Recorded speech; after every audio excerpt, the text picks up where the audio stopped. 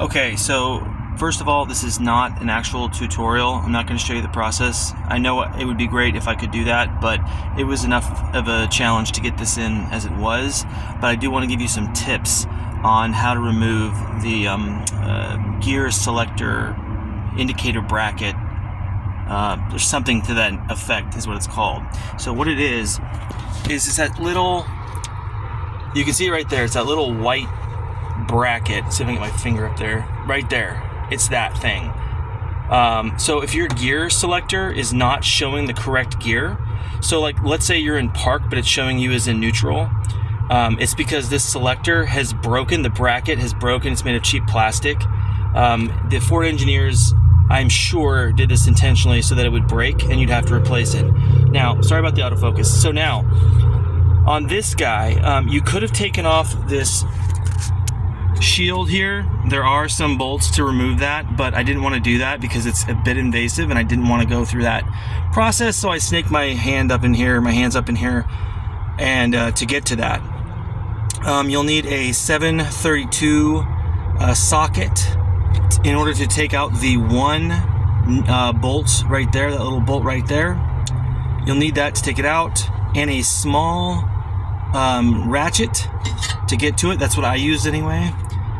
The way that this little contraption works is it's like kind of like a bicycle brake cable, where there's this little wheel that adjusts right there. There's a little wheel that adjusts the tension on this little piece of metal that hooks up and loops up onto that little metal hook there.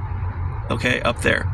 So anyway, so this breaks, this plastic piece breaks, and there's no tension on it, so it basically just lets the shifter go wherever.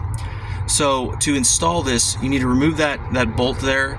It's probably already going to be cracked or broken there, so just remove that. It'll come down, unloop it off of that metal hook, and then you can get to it, and the wheel goes in the center of the two plastic pieces here. Goes in the center.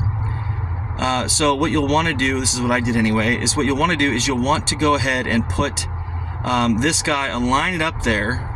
It's kind of got a metal nipple, I guess you could call it, that it slides onto, and then the little bolt threads into it and secured in place. So get this secure, make sure that little bolt is threaded in straight. You don't want to cross thread it, you don't need that problem. And then once you get it threaded in and it's nice and snug, then you take a hook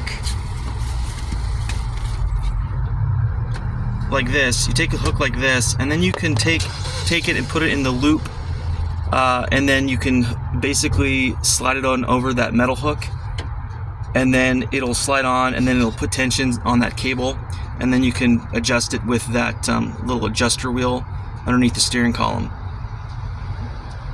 and that'll do it.